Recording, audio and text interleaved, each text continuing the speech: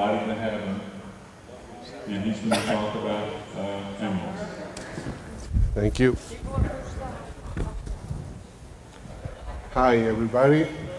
It's a pleasure for me to be here with you guys. After so many years of seeing names in a computer screen, I finally have the great pleasure to meet some of you. I'm going to talk obviously about Colombian emeralds. I'm sorry about my very heavy British accent. If you don't understand, maybe in Spanish would be better. I'm really going to concentrate in the faceting side of Colombian emeralds, but before I will make a few comments about Colombian emeralds, like I heard some people ask me whether emeralds are really bluish green or yellowish green. Well, I can tell you that the real most valuable emerald in Colombia is the one from Muso, which is bluish green. And obviously in Cosquest, you have the yellowish green. But even in those mines, sometimes you can find different colorations. But typically the Muso emerald is bluish green and is the most valuable. My favorite emerald in Colombia is the one from the Chibor mine, because it's got the bluish green, but it's got a lot of fire, and it's got a lot of crystal, which is what we faceters like to see. Okay, now let's go and move. When you want to buy emeralds, the first thing that you have to look at is the size. And then when you see the size, you have to see where is the color. The color is the most important thing in an emerald, and it's the one that is going to dictate the value of the stone together with the size. After that comes the clarity. And when you buy emeralds, I know that you don't like to treat them, but in the market, it's very normal to treat emeralds. So another area that you have to gain experience is in understanding which are the cracks or the inclusions that will get filled with oil and which ones will not. Sometimes when an emerald is included in the rough, you look and it looks like it's got black spots, but it's not black spots, because if you start turning the stone, you see that the black disappears, so it's telling you that it's got a crack. Now those cracks that shine, that are bright, or that reflect light, they are the ones that will get filled with oil. If you ever find an emerald that is a bit silky or has the inclusions of the sapphire, you better stay away from those, because it will be very difficult to get oil to fill those type of cracks. Then, of course, you have to look at the color, because you have to know where you're going to place the pavilion. And the pavilion has to be obviously where the most color is, where the strongest color and the thickest part of that color will be.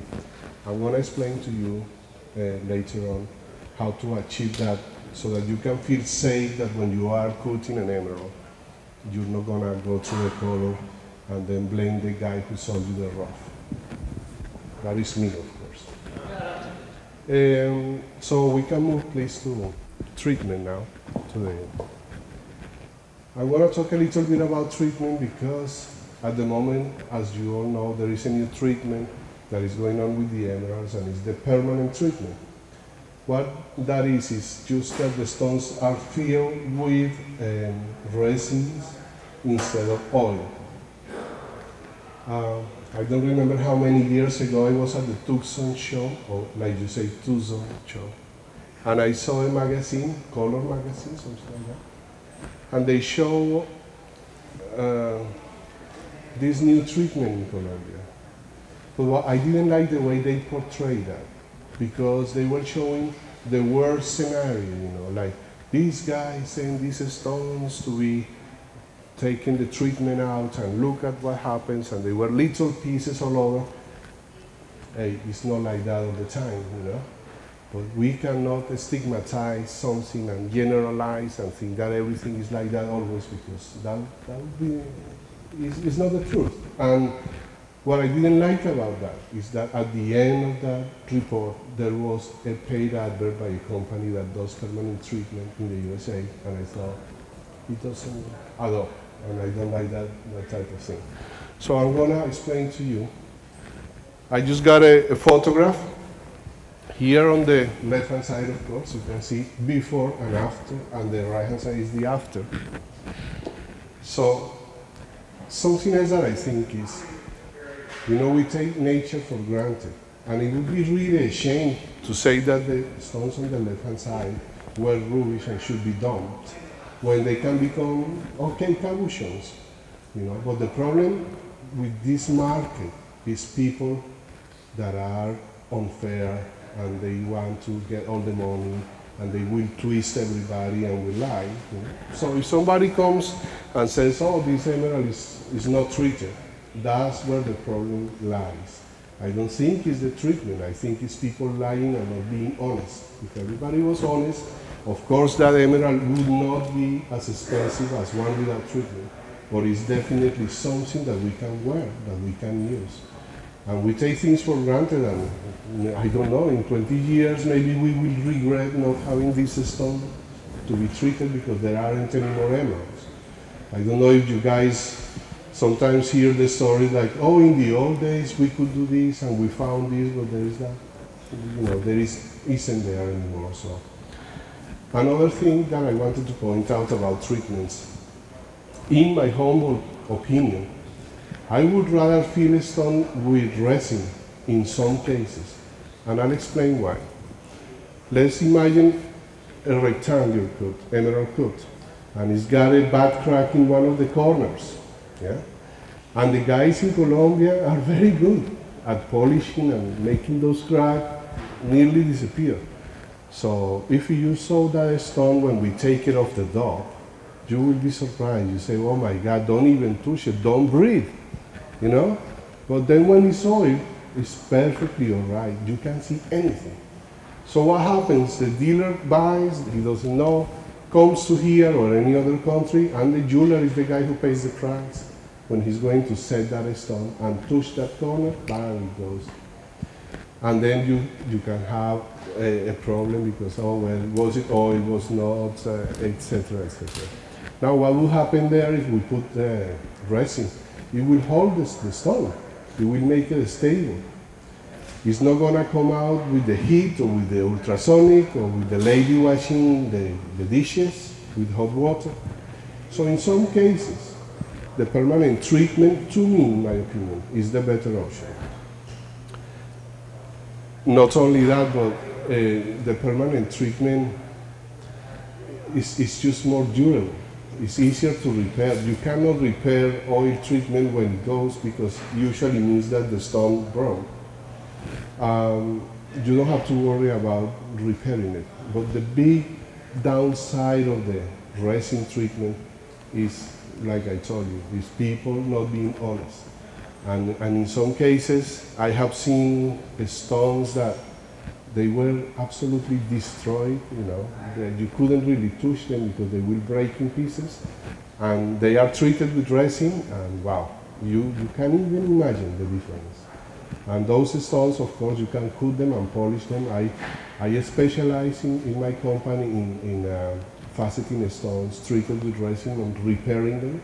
I was the one who introduced the system in Colombia, and now a lot of other companies are doing this special polishing. You know, it's a special polishing technique, and I'm glad they are doing it. I try to keep it in secret, but nothing is kept in secret forever.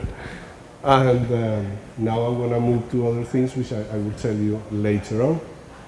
And that's the overall view of the treatment. Obviously, understand that you have your own perception, but I think you will agree with me in the future, and I think the feeling with resins is going to be the way to go. They will specialize, and the resins will become better and better all the time. Okay, anyway. We move now to doping stones with the magnet. Why I recommend to use the control of what you're doing in terms of placement, size, direction. You're not burning your hands, you're not heating the stone, which is very important in doping emeralds especially. So this is the prototype of the magnet, which is different than the one that you see today. So I'm going to explain here step by step of how I use the magnet. So here what you see is the little thing at the bottom, which you have resin. I like to use wax, but it's personal choice. Why I like the wax? Because it's more stable when I make the stone flat, sit on it. It's more stable, and sometimes the silicone might tilt. Well, it happens to me, but it doesn't have to happen to you.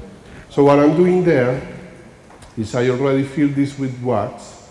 I have the rough piece there, and I have a flat dot which is gonna go down and push this stone inside the holder, the cup, there. So what I'm doing here is applying heat to the dot.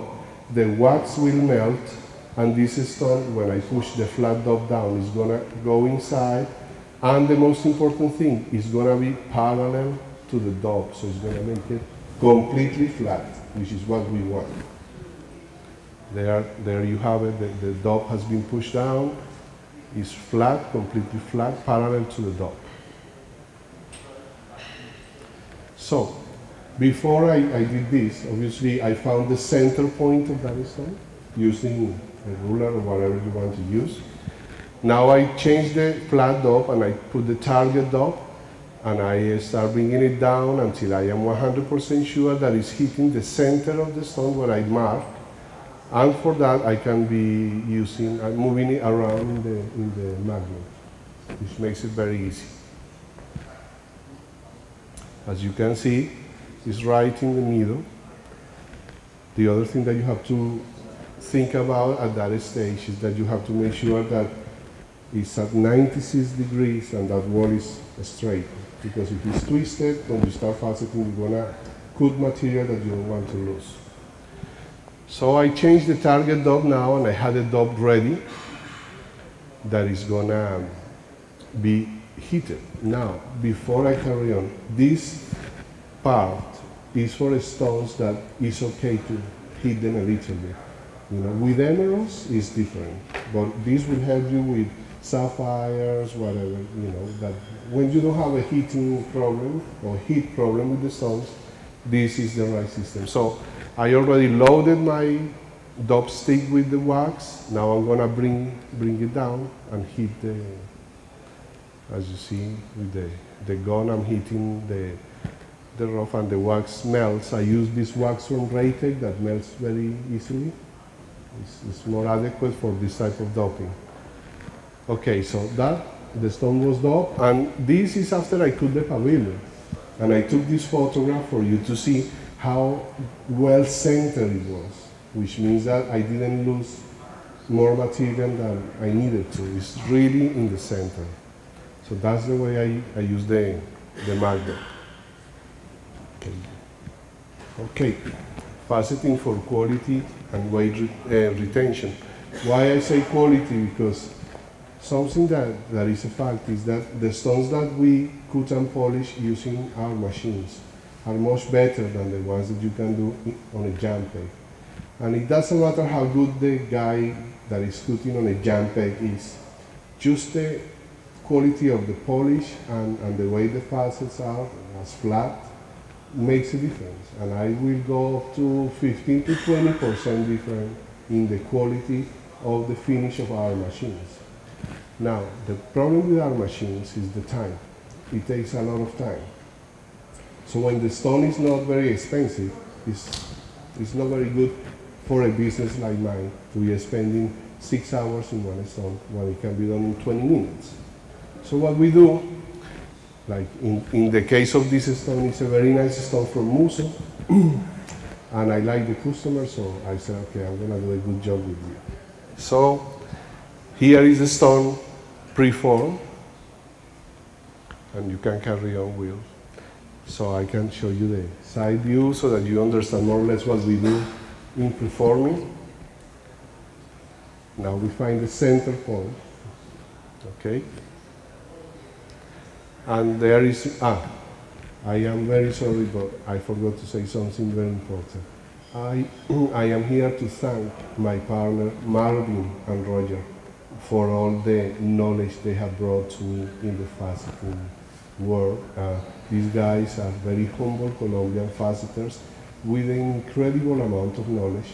And we have combined the knowledge that I acquired over the years and gave it to them. And they have already enriched my life as well with their knowledge. So I want to thank them in front of you. And I hope one day they will come because they really would like to see you.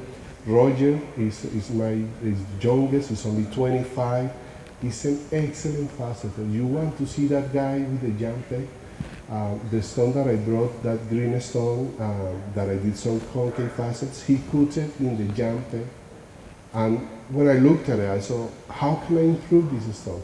Well, only the concave did a little, but the guy is excellent. He's cut, I don't know if you've seen John Bailey's website. There is a cut that is like a half moon with a star in the bottom on a jam peg, you know, like this. And very well cut. And he is in his way if he wants to be the best faceter in Colombia because he's excellent. So thank you guys. Centering the stone, so we put it in the dop. One of the advantages that you have when you use hybrid doping is that you can actually mold the wax to the size of the stone, so you get really good bond. You know? So you start measuring the wax slowly, and then you put it against a flat dop, and as long as it's flat there and it's covering most of the area, then you got a really good bond. Like in this case, you see, all the wax is going all the way around the stone, so it's going to be very difficult for that stone to come out. So now it's on the mark dop. Look how important this is, because we already preformed this stone. But are we really there? Because when we put the stone in the dop and with all the wax, we lose trace of that center point, or at least that's what happens to me. So we go and turn the stone and we look for the point where we want.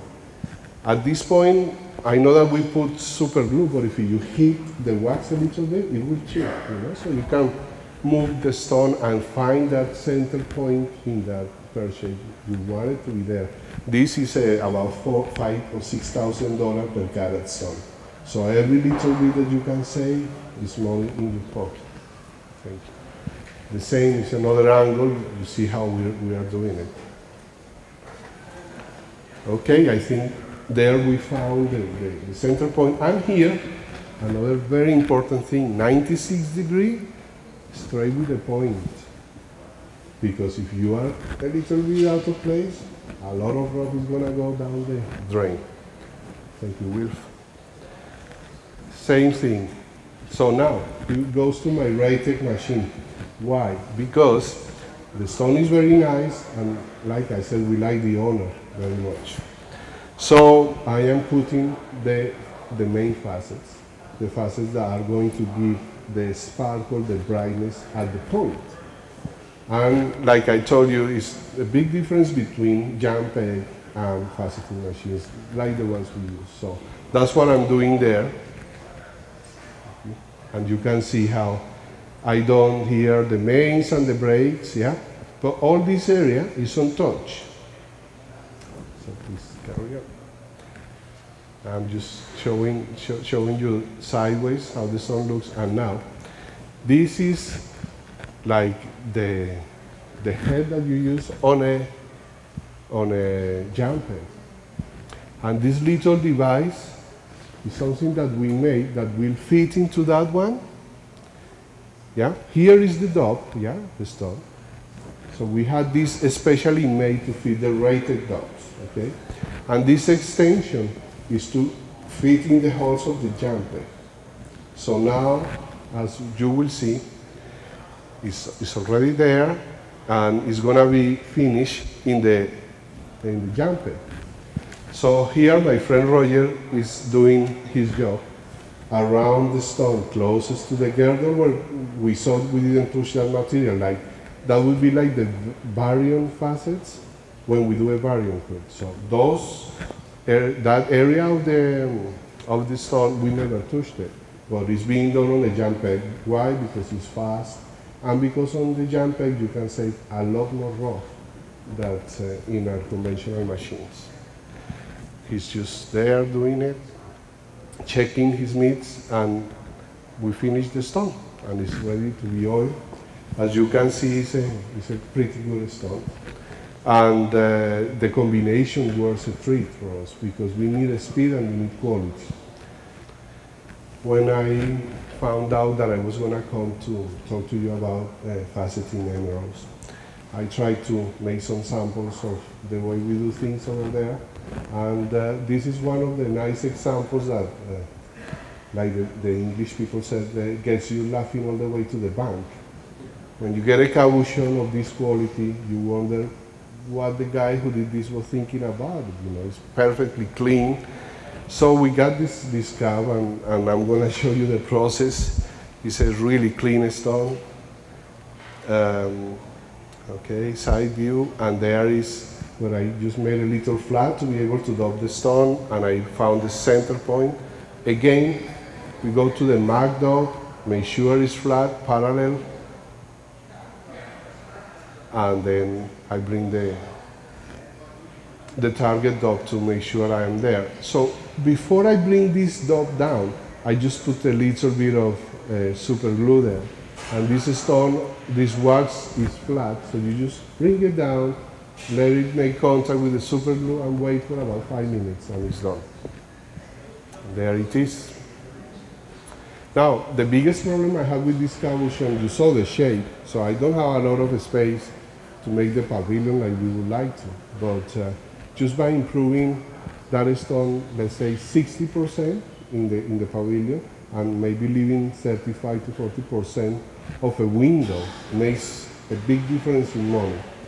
And this stone was actually sold for about 3 times more than what it was worth when it was a cabochon. So it shows you that if we open our eyes, there are very good deals to be made. And in Colombia, there are many, believe me. So there I am making the facets, and faceting the stone, and then carry on, yeah. We got the mains, I'm starting polishing there. Now, do you see the problem? We are okay here, 39.5 degrees. But from that edge onwards, we are lost. I don't remember, it was like 31 degrees. But I have to make all those facets. Then it goes to the jumper transfer, so he can do the crown. And it will be done very quickly. This is a copper lap. Again, this stone is being cut by Roger, and there you go.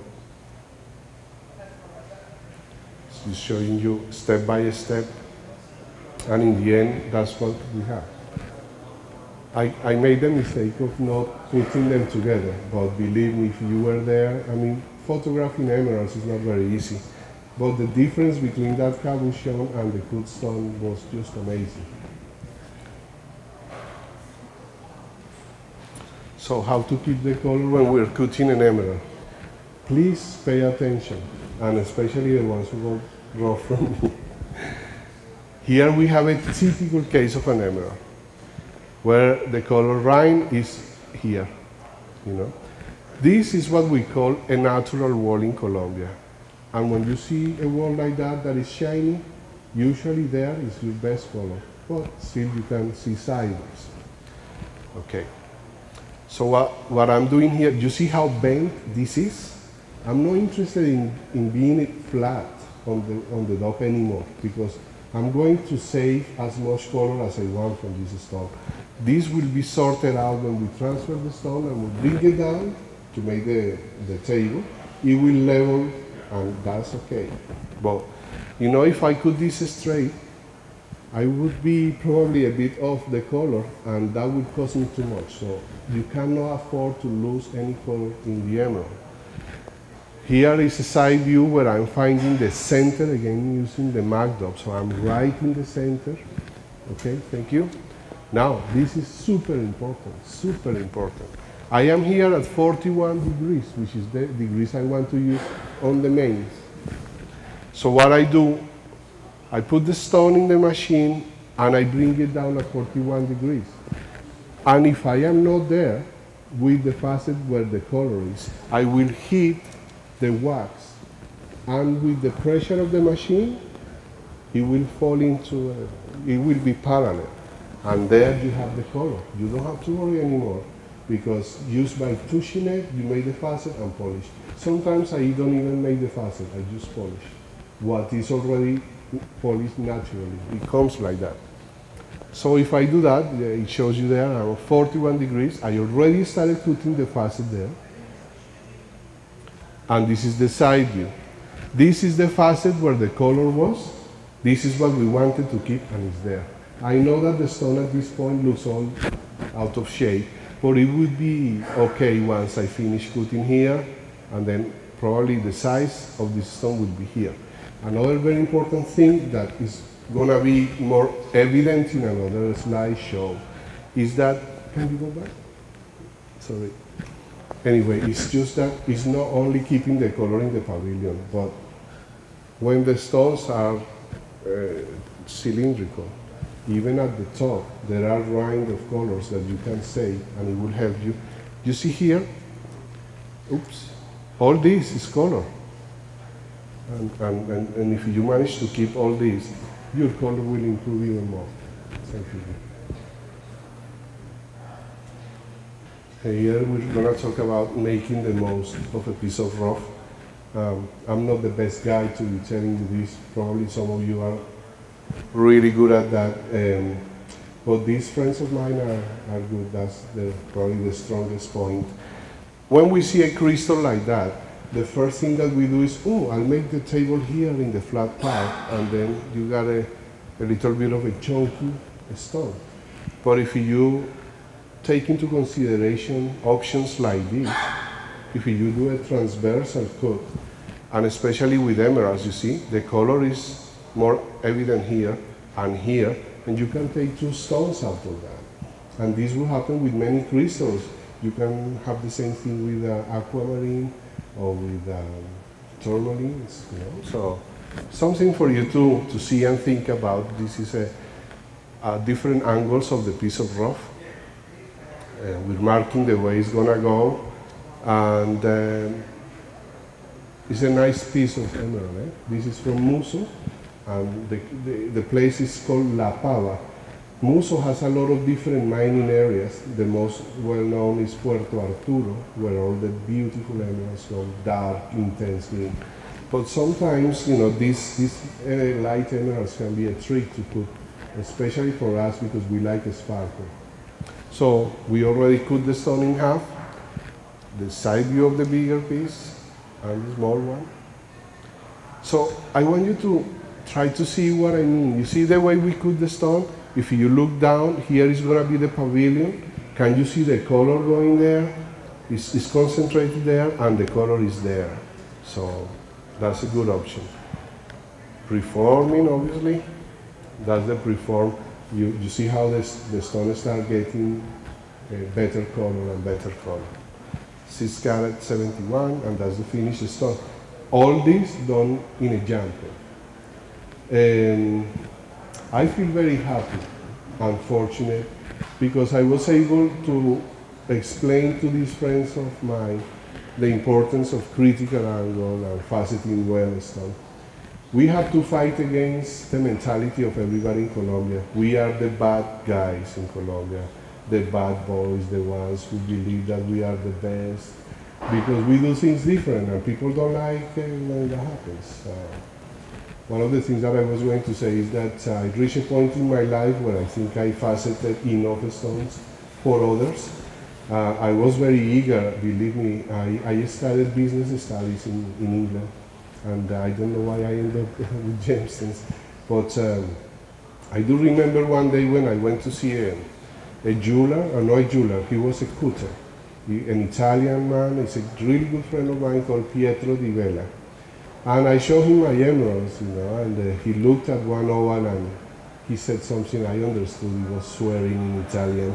And I said, well, what's wrong, you know? So he said, no, I mean, which was the idiot who did this?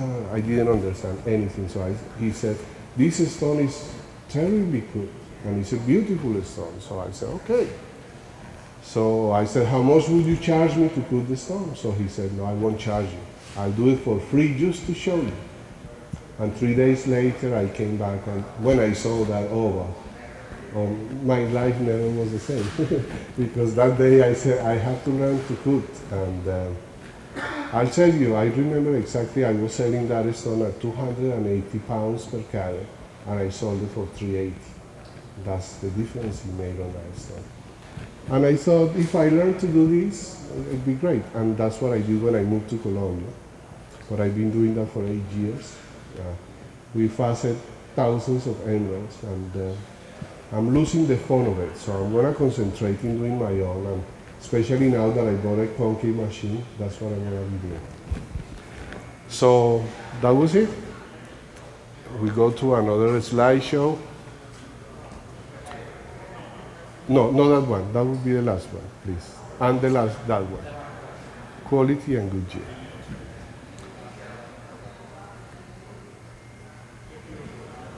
Okay. My wife is British and she works for a petrol company. And her boss asked for a nice emerald for his wife, and wow, that's a big burden to put on me. So one day I saw this stone and I said, this is the right stone for the man, because finding emeralds without treatment is not easy, and this was the case. And some of you had that great pleasure that you bought one and it's going to be without treatment as well. So 1 carat 95, very clean as you can see. So we show you some different angles of the stone. And I want you to really pay attention to this, because it's going to be important in your faceting of emeralds for the future. Here my friend Marvin is shaping the wax to the same size of the rough as I explained before. Now look at this situation. So we don't have an angle here in the point, yeah? But the stone, the saturation of the stone in the corners here is enough to be able to make that our center point. So we are actually gonna cut in this direction a little bit. Okay. Again, we use the MacDop to find the center. You have to check that all over, you know, in front and sideways to make sure you're there. The stone is stuck with super glue. We are positive this is the center point. It's difficult to see here, but the color of this stone is here, and here is very important as well. Okay, it shows more the concentration of the color there and the color here. So I start faceting the mains at 41 degrees. You can see just that. And you can go, take your time there, you know, go slowly. Do one side, and next, do the other next. Keep an eye on little indentations of places where you don't have enough material, because you have to make corrections. And I'll tell you something, it's not worth, when you're faceting a really expensive stone, to be so bothered about your midpoints, no? Because sometimes that can be very costly. Oh yeah, very nice midpoints, shame about the color. No? Or maybe could have been a carat 50 and it's 1 carat 20. No? So it's not that important, because we can solve the problems as we go along, but without having to be precise. Because can you imagine putting a ruby and you find a little hole that you won't be able to see from the top, or you have to cut it, or oh, I missed the midpoints in the next facet, and then you do those, oh, I missed the ones in the bottom. Oh, come on, so you end up doing the pavilion for what? And you end up losing a lot of money. Okay, so the mains are being done, like I explained. It's better to go slowly, one by one, check out the depth of each one, and start thinking a little bit ahead, you know. If I finish this here, where am I gonna put the others? That's the best way to work. Goes into the Raytech, of course, because it's for my wife's boss, and he deserves that. And there you go. This is a nice photograph because it shows you. You see the color there? So I got really a good position on the stone. And the nice news is that here we got color. Now look at the height of the stone. That's another thing to take into consideration. When you are putting a transparent emerald with good crystal, use that space, you know. Don't go through the books like, oh no, it says here 45, 23, no. Come on, follow what you got. because it's a crystal and it's going to help you anyway. You know, in a crystal, the higher you leave the crown, the more play it's going to have, more color. So use what you got in your hands. Okay, so I'm doing now the 24 index and the 72, the girdle facet, sorry, yeah, and at 90 degrees. Checking the stone. Now, I took that photograph because sometimes you find people that don't believe anything that you say. So, you see that little beauty spot? Well, it's right here, so proves that they are my hands. You know? Okay. Anyway, what I was going to show you there was a little, I was changing one of the facets because there was a little chip. And that's exactly what I've been telling you. You don't follow a design strictly because you end up with getting into a lot of trouble in the end. Okay.